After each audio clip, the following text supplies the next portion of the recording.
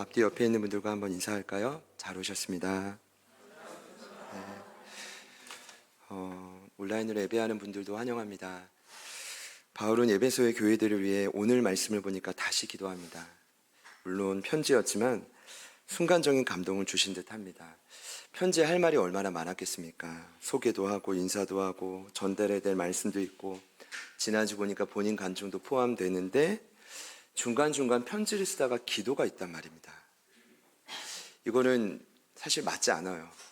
편지를 쓰려면 편지만 써야지 갑자기 본인의 기도하는 내용을 또 적는단 말입니다. 어떤 의미일까요? 이런 의미라고 생각합니다. 말씀을 깨닫고 이해하는 것도 중요하지만 말씀을 살아내기 위해서는 기도 없이는 불가능하다. 그리고 바울이 중보하고 있는 에베소의 교회들인 성도들에게 지금 무엇보다 절실히 필요한 것은 기도구나. 지난 목요일에 박인덕 성도님이 기초영역방 5주차 공부를 했습니다. 주제는 기도였습니다. 제가 여러 정의를 거기 내려놨습니다. 뭐냐면 기도는 하나님과의 대화하며 호흡이다. 감사함으로 필요한 것을 하나님께 구하는 것이다. 또 믿음의 관점으로 보면 인간이 하나님을 의지하는 최선의 행위다. 그리고 또 기도는 계명을 지켜내는 힘이다. 근데 이제 기도를 제가 내용을 전달하는데 성령님이 제 마음에 주신 감동은 그래 경환아, 내가 무슨 말 할지 알지? 그게 무슨 음성인지 아십니까? 기도는 방법과 정의보다 제일 중요한 건 기도를 하는 겁니다. 저희 복음 전도를 가르칠 때도 마찬가지입니다. 전도의 정의와 이유와 목적이 중요한 게 아니라 일단 현장에 나가면 됩니다. 기도도 마찬가지라는 거죠.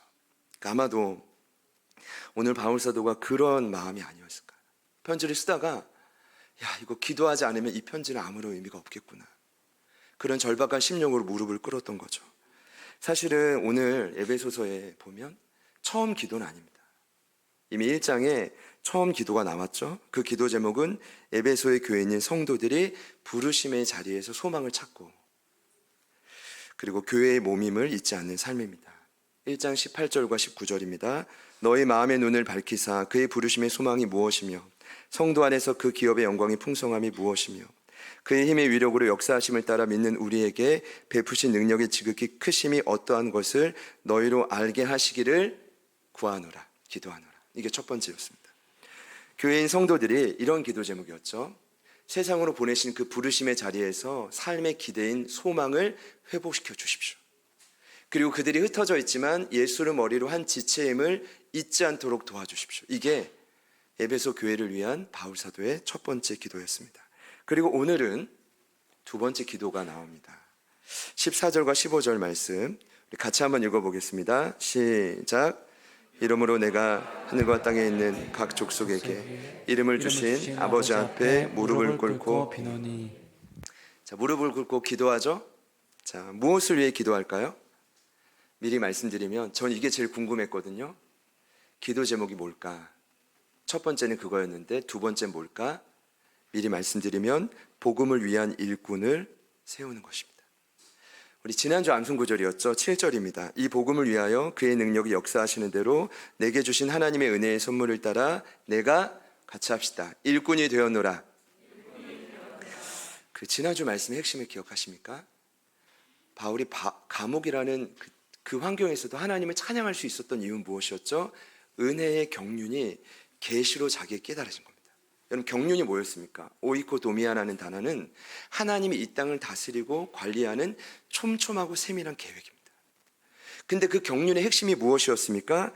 자, 변화될 수 없는 이방인도, 버림받고 천대받은 그 영혼들도 예수 안에만 있으면 함께 상속자 되고 지체되고 약속에 참여하는 자가 된다. 믿으십니까? 이 말은 더 쉽게 말씀드리면 그렇습니다. 어떤 영혼도 과거와 상관없이 예수님을 인격적으로 만나면 변화될 수 있다. 이것이 이 땅을 통치하는 하나님의 경륜의 핵심입니다. 이 은혜를 본인이 맛봤고 일꾼 된 겁니다. 일꾼이라는 뜻은 노예였죠. 이 은혜를 본인이 맛봤고 그리스도의 노예가 된 겁니다. 중요한 건 이제 너희도 그런 일꾼이 되어졌으면 좋겠다가 지난 말씀의 핵심이었죠. 그러니 오늘 말씀은 바로 앞전의 내용과 일맥상통합니다. 그리고 14절의 시작을 보니까 1절과 동일합니다. 3장 1절과 어떤 표현이 나오죠? 이러므로 앞선 내용을 잇는다는 표현입니다. 그래서 교회를 위한 바울의 두 번째 간절한 기도 제목은 복음을 위한 일꾼을 세우는 기도입니다. 오늘 말씀의 제목이죠. 바라기는 오늘 이 기도가 저와 여러분의 우선된 기도이기를 소망합니다. 한 번이라도요. 그리고 더 바라기는 그 기도 제목대로 저희 또한 참된 일꾼으로 세워지기를 소망합니다. 사실 사복음서를 제외하고는 제자란 표현이 거의 안 나와요. 마르테스라는 단어가 안 나옵니다. 대신 어떤 단어가 나오냐면 사도행전의 증인, 마르티스, 그리고 바울서신, 신약 성경의 대부분인 바울서신의 일꾼, 디아코노스라는 단어가 나오죠. 그 증인은 제자 중에서도 교회 외적인 사역에 초점이 있고, 일꾼은 제자 중에서도 교회 내적인 사역에 초점이 있다. 이렇게 분류는 가능합니다. 근데 중요한 건 오늘 일꾼을 세우는 기도란, 다른 말로 하자면 제자를 세우는 기도란 뜻입니다. 그럼 이 땅에 있는 수많은 교회들의 가장 1순위 기도는요, 여러분 다른 것이 아닙니다. 저희가 지금 처소 확장을 위해 기도하지만 그것이 핵심이 아닙니다. 가장 중요한 핵심은 한 영혼을 일꾼으로 세우는 것입니다. 사람이 변화되는 것입니다. 변화되지 않는 모든 교육은 다 제거돼야 되는 거죠. 믿으시죠? 그러면 오늘 본문 말씀은 특별히 저희 제자들 교회에는 너무나 중요한 말씀인 거죠. 전 그렇게 생각합니다. 자, 그런 관점으로 봤을 때 오늘 이 기도를 어떻게 시작하는지 보겠습니다. 먼저는 기도의 응답자를 명확하게 소개합니다. 그럼 당연히 하나님이지 이럴 수 있는데 바울 사도가 이걸 어떻게 말하는지 보시죠. 14절과 15절을 보면 그는 하늘과 땅의 모든 족속에게 이름을 주신 아버지께 무릎을 꿇는다고 합니다. 뭘 주셨대요? 이름을 주셨다. 누군가 제 이름을 불러주면 저는 너무 좋을 것 같아요. 좀 지금 부르기 좀 그렇죠. 경아나 누가 이러면 되게 기분이 좋죠. 그렇죠? 여러분, 이름을 부른다라는 건 성경에 어떤 의미냐면 존재의 의미를 부여한다는 겁니다. 하나님이 내 이름을 불러줬기 때문에 나는 그때부터 참된 존재가 된 거죠. 그럼 여기 어떤 의미일까요? 이 뜻은 이 땅의 모든 피조물의 의미를 부여하신 분이 하나님이라는 뜻이고, 이 땅의 모든 피조물들의 시작과 과정과 끝을 하나님만 아신다는 뜻입니다. 여러분, 그분이 우리의 기도를 들으시고 응답하신 하나님입니다. 제가 이번에 이 말씀을 다시 묵상하는데 이런 의구심이 부끄럽지만 들었어요. 하나님, 정말 제 형편 다 아세요? 지금 제가 어떤 생각인지 맞춰보세요. 이런 질문. 어릴 적에 이런 생각 들었어요. 하나님, 이 땅에 사람들이 이렇게 많은데 정말 하나님 많이 힘드시겠다. 많이 피곤하시겠다. 이 기도를 다 들어주시려면 브루스 얼마이트라는 영화에도 그런 내용이 나오지만 너무 힘드시겠다. 근데 하나님은 아니래요. 내가 모든 이름을 지어줬고 존재 가치를 줬기 때문에 나는 다 알고 있다라는 거예요. 여러분, 먼저 이 사실을 믿으셔야 돼요. 하나님이 내 고충과 아픔은 하나님은 다 아신다. 이걸 믿어야 기도가 되는 거예요. 우리 옆에 있는 분들께 한번 인사합시다. 하나님은 다 아십니다. 한 번 더요. 하나님은 모르는 게 없습니다. 그렇죠. 그러면 그 하나님께 무엇을 기도했을까요? 1번 기도 제목은, 자, 기도의 시작, 1번이 아니라 시작은 속 사람을 강건하게 하는 것입니다. 16절 말씀 같이 읽습니다. 시작. 그의 영광의 풍성함을 따라 그의 성령으로 말미암아 너희 속 사람을 능력으로 강건하게 하시오며. 원문의 정확한 번역은 속 사람에게까지 강건하게 되는 것입니다. 그러니까 저의 외모 환경 중요해요, 여러분. 하나님도 중요하게 생각하십니다. 근데 사람의 외모뿐 아니라 내적인 부분, 영혼, 그 영혼 또한 성령으로 강건하게 되기를 기도하는 내용입니다. 참 재미난 건 바울은 그런 사람 아니었거든요. 아주 철저하게 스펙을 쌓았던 인물입니다. 자신의 강함을 자랑했던 인물입니다. 히브리인 중에 히브리인이고요, 바리새파 사람이고요, 가말리엘 문화 엘리트 교육, 그러니까 최고의 석학 밑에서 엘리트 교육 받은 뼛속 깊이 똑똑한 사람입니다. 뼛속 깊이. 율법의 의로는 흠도 없는 대단한 자였는데, 그래서 바울의 원 이름의 뜻이 큰 자였죠. 근데 예수 만나고, 바울의 원 이름이 사울이었죠. 네. 예수 만나고 바울로 바뀌면서 작은 자라는 의미로 바뀌었습니다. 그가 주님 만나더니 도리어 약함을 자랑하네요. 이와 함께 속 사람을 강조합니다. 바울 서신에 보면 아주 독특한 표현이 나옵니다. 그게 그리스도 예수 안에라는 표현과 함께 속 사람이라는 표현은 바울만 씁니다. 여기만 쓴 게 아니라 고린도 교회, 로마 교회 다 동일하게 말합니다. 고린도후서 4장 16절입니다. 그러므로 우리가 낙심하지 아니하노니 우리의 겉사람은 낡아지나 우리의 속사람은 날로 새로워지도다. 로마서 7장 21절 이하입니다. 그러므로 내가 한 법을 깨달았노니 곧 선을 행하기 원하는 나에게 악이 함께 있는 것이로다. 내 속사람으로는 하나님의 법을 즐거워하되 내 지체 속에서 한 다른 법이 내 마음의 법과 싸워 내 지체 속에 있는 죄의 법으로 나를 사로잡는 것을 보도다. 속사람 내 영은 하나님의 영이 성령과 하나 되어 좋은 일 하고 싶은데 이 죄의 뿌리가 자꾸만 불순종하게 만든다는 그 고백인 거예요. 이해되시죠? 결론은 그렇습니다. 속사람은요, 내면의 마음과 그로 인한 행동을 바꾸는 것은 결코 쉽지 않습니다. 그래서 16절에 바울이 이렇게 기도한 거죠. 그래서 영광의 풍성함이 필요한 거예요. 그래서 성령의 능력이 반드시 필요한 겁니다. 결국 에베소 교인들에게 필요한 능력은 타인에게 과시하는 가시적인 능력이 아닙니다. 저희도 마찬가지입니다. 그걸 과시하려는 게 아니라 내면에 참 변화가 일어나기를 바울 사도는 가장 먼저 기도한 거죠. 오늘 1부 예배 때 두 분이 사역훈련만 소감문 발표했는데 유치부를 섬기는 우리 유정 청년이 소감문 발표했습니다. 근데 어제 그 소감문을 받고 제가 벌써 2주 전에 수료했는데 왜 이렇게 소감문을 늦게 보내나 그랬거든요. 생각이 많은 건 알지만 근데 어제 소감문을 받고 정말 한 땀 한 땀 고심을 많이 했구나. 이런 내용이 있어요. 이런 고백을 했습니다. 훈련을 받기 전을 돌아보고 지금의 저를 바라본다면 훈련 받기 이전에 저에게 행복이란 잡히지 않는 너무나 먼 이야기였습니다. 또한 행복을 꿈꾸는 것은 헛된 일이라 생각했습니다. 하지만 훈련을 받으며 보여주시는 성령님의 일하심은 제 마음과 생각을 조금씩 변화시키셨습니다.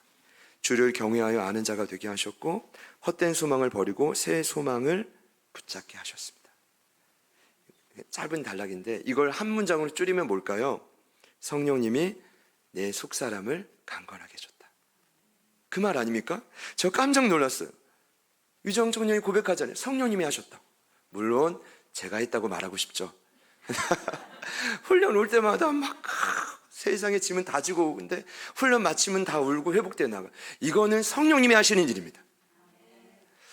말씀 묵상하고 깨닫고 이야기가 굉장히 똘똘한데 그래도 성령님이 하시는 일입니다.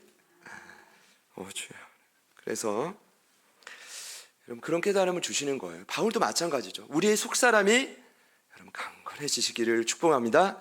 근데 그것과 함께 다른 기도 제목이 아니라 오늘 기도를 보니까 속사람의 강건함을 통해 원하는 상태가 있습니다.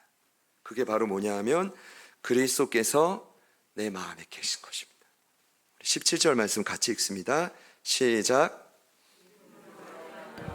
그리스도께서 너희 마음에 계시게 하시었고 너희가 사랑 가운데서 뿌리가 박히고 터가 굳어져서. 아멘. 여기 계신다라는 표현은 카토이케오라는 단어입니다. 어떤 의미냐 하면 어떤 사람이 한 곳에 장기간 거주한다는 거예요. 주님이 저와 여러분의 마음속에 장기간 거주하게 하라는 뜻입니다. 이를 위해서 믿음이 필요하다고 말하죠. 제가 다시 정리합니다. 믿음은 단지 구원받을 때 처음으로 그리스도를 의지하는 마음만 가리키지 않아요. 믿음은 날마다 자라야 되는데 그리스도를 신뢰하는 일상 속에서 자라나는 마음을 믿음이라고 합니다. 중요한 건 오해하지 마세요. 그럼 예수님 왔다 갔다 하는 게 아니라 에베소서 1장 13절을 보면 이미 성령이 우리 안에 인치실 때 그분은 내주 하셨습니다. 성령을 통해 예수님이 믿으시죠? 근데 오늘 이 말씀을 또 하는 건 내주가 아니라 정주를 의미합니다. 정주. 말장난이 아니라 내주와 정주는 달라요. 내주의 헬라어는 오리케오고 오늘 정주 계시다는 뜻은 카토이케오입니다. 정주란 뜻은 일정한 곳에 자리를 잡고 살다라는 거예요. 그러니까 예수님이 죄송하지만 여러분의 마음속에 한 구퉁이 벽장에 숨어 있는 게 아니라 정말 여러분의 마음속에 가장 좋은 곳에 그분이 자리를 잡고 살게 만들라는 거예요. 그래서 제가 어제 말씀 준비하면 사실은 예수로 사네 그 힘으로서 이 찬양이 생각은 났는데 오늘 저희 찬양팀에서 깜짝 놀랐어요. 이게 우리의 스펙입니다. 할렐루야. 말씀을 준비하다가 로버트 멍어의 베스트셀러죠. 내 마음 그리스도의 집이라는 책이 떠올랐어요. 제가 몇 차례 또 나눴지만 어느 날 예수님 믿은 주인공이 마음의 집에 예수님이 온 이야기예요. 만화책인데 마음에 여러 방이 있죠. 서재, 주방, 거실, 작업실, 오락실, 침실, 벽장. 근데 처음부터 예수님이 이걸 다스리는 게 아니에요. 예를 들어서 예수님이랑 마음의 방에 서재에 갔는데 아이쿠 예수님 보지 말아야 될 이상한 책이 있네. 주인공이 막 다 치워버려요. 예수님이랑 주방에 갔어요. 주방에 갔더니 예수님 뭐라고 하시냐면 야 말씀이 양식인데 주인차 다 그냥 썩을 양식밖에 없다. 맨날 그 인터넷 뉴스 기사 보고 너 이것만 볼래? 예수님이 따뜻하게 그들을 위로하죠. 그들이 아니라 주인공을. 그리고 거실에 갑니다. 거실이 너무 분위기가 좋으니까 주인공이 막 들떠가지고 예수님께 뭘 부탁하냐 하면 예수님 여기서 아침 8시마다 같이 큐티해요. 그랬어요. 그래 꼭 같이 하자. 그리고 딱 7일입니다. 딱 7일. 약속 7일. 그리고 어느 날 거실을 지나는데 이상한 인기척을 느낍니다. 거실에 늘 동일한 시간에 예수님이 기다리고 있는 거예요. 주인공은 바빠서 딴 일하고 있는데. 네 번째는 작업실입니다. 반나절을 땀 흘리면서 뭔가를 만드는데 작품이 안 나와요. 근데 예수님이 주인공의 등에 딱 안아요. 뒤를. 양손을 딱 잡자마자 몇 분도 채 되지 않아 내가 땀 흘려 일한 그 어떤 작품보다 훌륭한 작품이 나와버려요. 그 책에 보면 나와요. 오락실입니다. 이제 수요일 다음 목요일인데 주인공이 친구들이랑 놀러 가는데 예수님이 뭐라고 하는지 아십니까? 야 나도 같이 가자 그랬더니 예수님 무슨 말이냐고. 어제 수요일에도 보지 않았냐고. 제발 내가 노는 데까지 쫓아오지 말라고. 결국 예수님은 같이 못 가거든요. 우리가 거절하면. 근데 두 주인공은 갔다 와가지고 예수님한테 짜증내요. 예수님 때문에 잡혔다고. 죄송해요. 이런 표현이에요. 예수님이 괜히 나한테 시비 걸어가지고 가는 내내 가면서도 노는데 집중해서 못 놀았다고. 주님 책임지라고. 그리고 침실에 갑니다. 침실엔 여러분 예상하는 것처럼 남자 주인공 침실 머리맡은 여자친구의 사진이 있었습니다. 예수님 조용히 불러서 따뜻하게 그 침실에 앉아 올바른 아름다운 성관계에 대해서 가르쳐주죠. 그리고 나서 다 된 것 같은데 이상하게 썩은 냄새가 나요. 썩은 냄새가. 야, 이거 어디서 나냐? 주님을 아시면 물어봐요. 알면서 물어보는 게 우리 주님이죠. 어디였냐 하면 2층의 벽장이었습니다. 예수님 여기만큼은 안 됩니다. 다 되는데 여기만큼은 못 엽니다. 그래 네가 못 열면 어쩔 수 없지. 그리고 주님이 2층에서 1층으로 내려갈 때 주인공이 뭘 느끼냐 하면 주님의 임재가 사라지는 충격을 느낍니다. 아, 주님이 나와 함께하는 것이 가장 컸구나. 불이 나게 예수님은 다시 올라와서 예수님이 부끄럽지만 벽장을 엽니다. 그랬더니 그 벽장에는 그 주인공의 인생 가운데 쓰디쓴 상처와 수많은 트라우마 아픔들이 가득가득 채워져 있어요. 예수님이 싹 치워줬어요. 문제는 뭐냐? 2층을 치우면 1층이 지저분해지고 1층을 치우면 지하가 지저분해진다. 그래서 고민하다가 주님께 여쭤봐요. 어떻게 해야 되죠? 명의 이전만 남았다. 그래서 무릎 꿇고 집문서를 내드리며 마음의 집문서를 내드리며 끝나는 만화책입니다. 제가 볼 때는 오늘 우리가 속사람이 강해질 때 경험해야 되는 것이 그 상태인 거죠. 여러분 예수님이 여러분의 마음속에 정주하고 계십니까? 그렇지 않다면 다시 여러분의 마음속에 한 자리 주님을 모시기를 간절히 축복합니다. 오늘 말씀을 보니까 그러할 때 따라오는 결과가 있습니다. 오늘 말씀 핵심인데 사랑 가운데서 뿌리가 박히고 터가 굳어진다. 물론 그들이 에베소 교인들이 사랑했을 겁니다. 그들의 노력을 부정하는 것은 아닐 겁니다. 그런데 바울 사도가 기도하는 건 그들의 사랑이 더 깊어지기를 기도하는 것입니다. 바울이 오늘 비유하죠. 어떻게 비유하냐면 그리스도인들의 인생을 나무에 비유합니다. 그래서 저와 여러분은요 나무이기 때문에 인생의 궁극적인 목적은 하나입니다. 열매 맺으시기를 축복합니다. 이게 정상적인 나무의 생태죠. 그런데 오늘 이렇게 말합니다. 그 열매 맺게 하는 흙, 땅, 토양이 사랑이라는 겁니다. 결국 그리스도의 사랑을 토양을 통해 우리가 받고 계속 흘려보내야 참된 일꾼이 되는 것이죠. 그래서 오늘 기도를 이게 다 1, 2, 3번 이렇게 강해되는 게 아니라 하나로 쭉 연결되는 거예요. 영광의 풍성함으로 성령의 도우심으로 내 속사람이 더 강해지고 이전엔 말 한마디로 흔들렸다면 내가 더 단단해지고 그리스도께서 내 중심을 완전히 자로잡을 때 그리스도의 사랑이 토양을 통해 나무인 나에게 계속 흘러와서 충만하게 흘러가는 것, 그것이 바로 일꾼을 세우는 기도예요. 일꾼이 세워지는 과정이라는 것입니다. 여러분 이해되시죠? 그런 삶이 저와 여러분 모두에게 있기를 축복합니다. 여러분 바울이 감옥에 있습니다. 지금 자신에게 얼마 남지 않은 시간을 직감합니다. 그래서 편지를 쓰다가 그들을 위해 지금 무릎 꿇고 또 기도하다가 또 편지를 쓰다가 이런 마음이겠죠. 내가 죽어도 세월이 흘러도 너희들에게 죄로 인한 수치심과 세상의 핍박이 와도 보이지 않는 마귀의 가진 역사가 불어닥쳐와도 부디 그리스도의 사랑을 흘려보내는 일꾼이 되어주기를 바란다.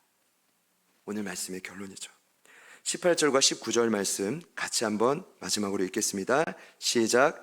능히 모든 성도와 함께 지식에 넘치는 그리스도의 사랑을 알고 그 너비와 길이와 높이와 깊이가 어떠함을 깨달아 하나님의 모든 충만하신 것으로 너에게 충만하게 하시기를 구하노라. 아멘. 거기에 보면 지식에 넘치는 사랑이라고 합니다.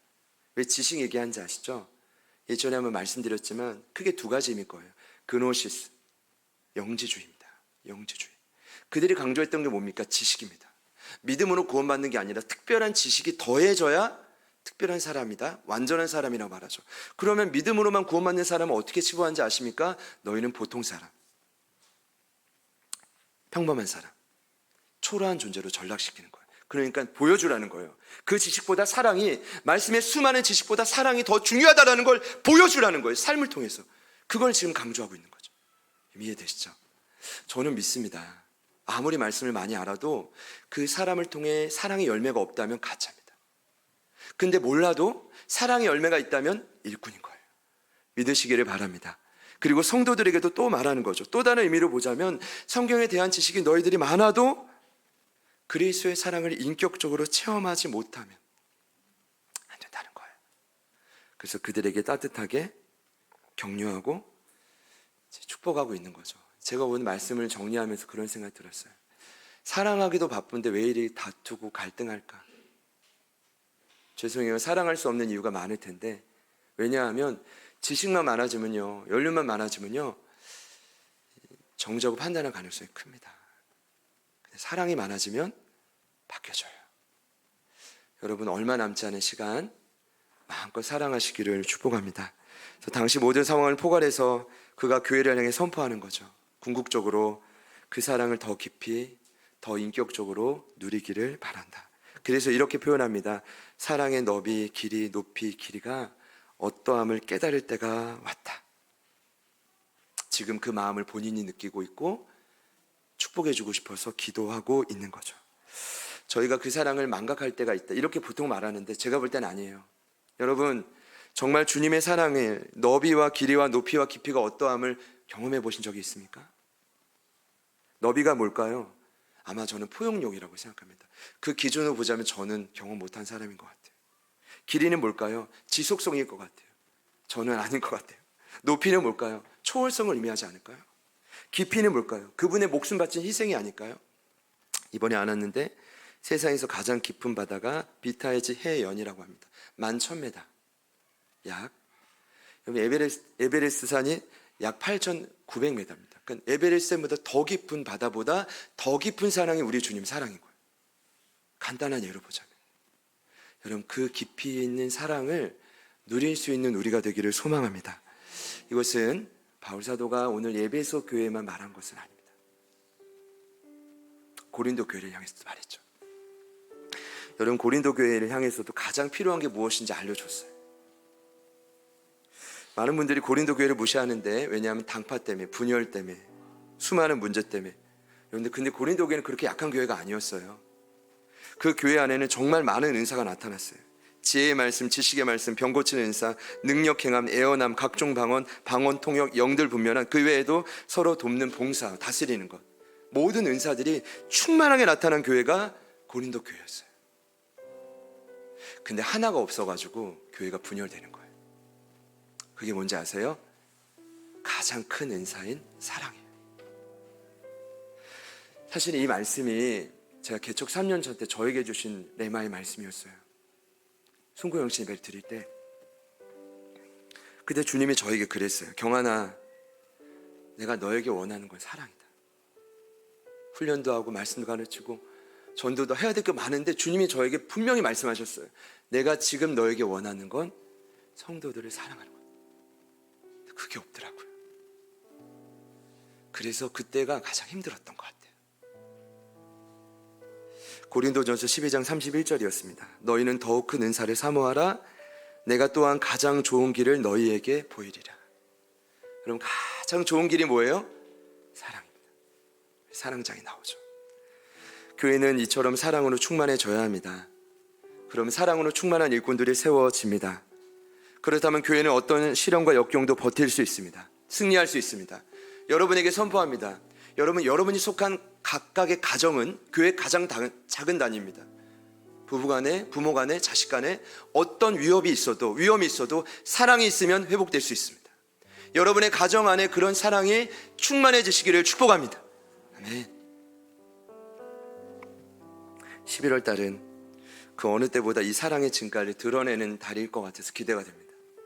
여러분, 이번 추수감사주일은 저희가 작년에는 한 포대만 했다면, 5kg 한 포대 했다면 이번 2포대 합시다.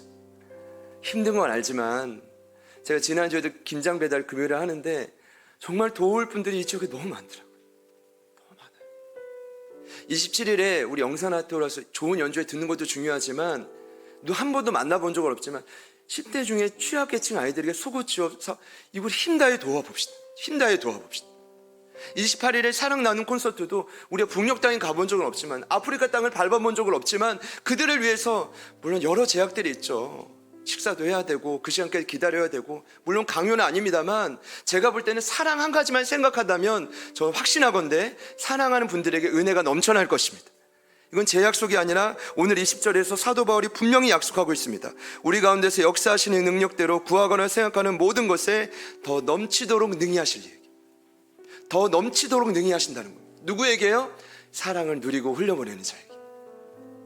그 은혜가 뭔지 전 모릅니다. 그러나 그 은혜 안에 하나님이 우리에게 필요한 모든 것을 넘치도록 주실 겁니다. 그게 11월 한 달이기를 축복합니다. 아멘. 우리 같이 한번 마지막 사랑 인사하겠습니다. 우리 같이 찬양할 텐데 이렇게 한번 인사합시다. 함께 기도하겠습니다. 함께 기도하겠습니다. 우리 가능하시면 눈을 좀 보시면서 선한 눈빛으로 이렇게 한번 인사합시다. 함께 사랑하겠습니다. 함께 사랑하겠습니다. 같이 찬양할까요? 요한은 제가 이전에 요한일서 강의 때 나눴지만 구주 예수님의 사랑을 경험하면 두려움이 사라진다고 했습니다. 그럼 끝나는 거예요. 그럼 승리하는 겁니다. 우리 같이 기대하는 마음으로 이 찬양 고백하고 기도하겠습니다.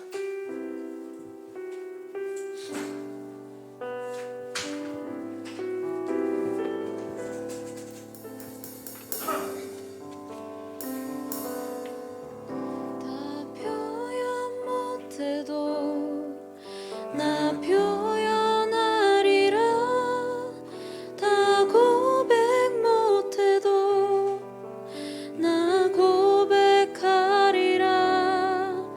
다 할 수 없어도 나 알아가리라. 다 닮지 못해도 나 닮아가리라. 다 표현 못해도 표현 못해도 나 표현하리라. 다 고백 못해도 나 고백하리라. 다 할 수 없어도 나 알아가리라. 다 닮지 못해도 나 닮아가리라. 그 사랑 얼마나 아름다운지, 그 사랑 얼마나 날 부욕해 하는지, 그 사랑 얼마나 크고 놀라운지를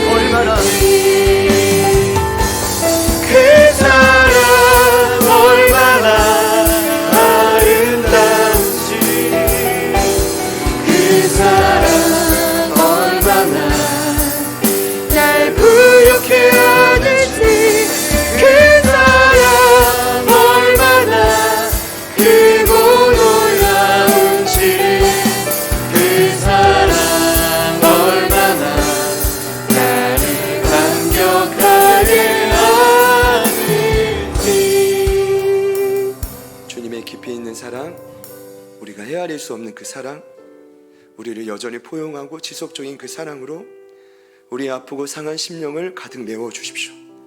우리 주님이 우리의 마음에 정주하여 주십시오. 그래서 그 사랑으로 가득 찬 주님의 소중한 일꾼으로 우리가 변화되겠습니다. 우리를 사용하여 주십시오. 그리고 우리를 통해 수많은 영혼들이 주께로 돌아오게 하여 주십시오. 아직 주님을 모르는 내 사랑하는 가족들도 회복되는 은혜가 있게 하여 주십시오.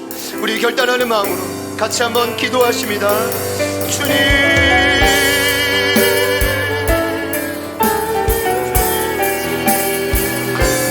그 사랑 얼마나 날 부욕해 하는지 그 사랑 얼마나 크고 놀라운지를 그 사랑 얼마나 나를 감격하게 하는지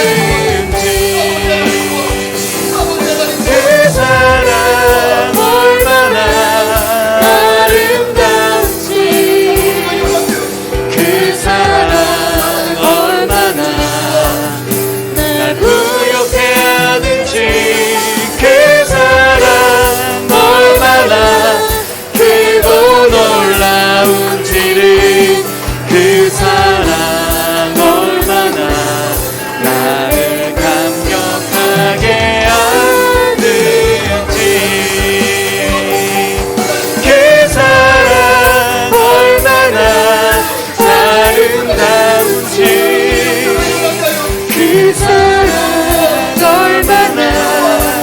날 부욕해 하는지 그 사랑 얼마나 크고 놀라운지를 그 사랑 얼마나 나를 감격하게 하는지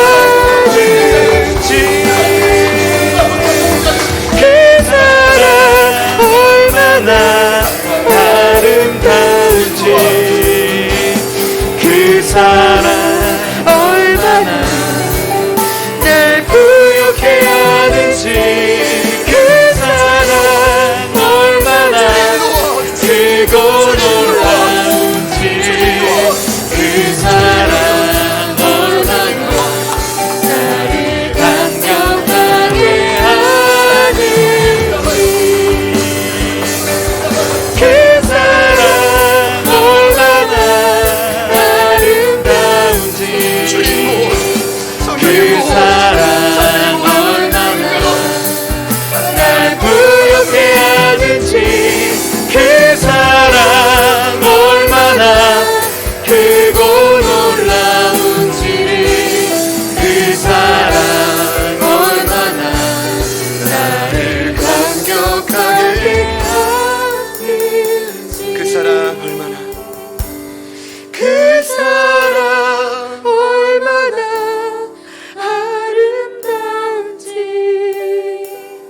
그 사랑 얼마나 날 부욕해 하는지 그 사랑 얼마나 크고 놀라운지를 그 사랑 얼마나 나를 감격하게 하는지.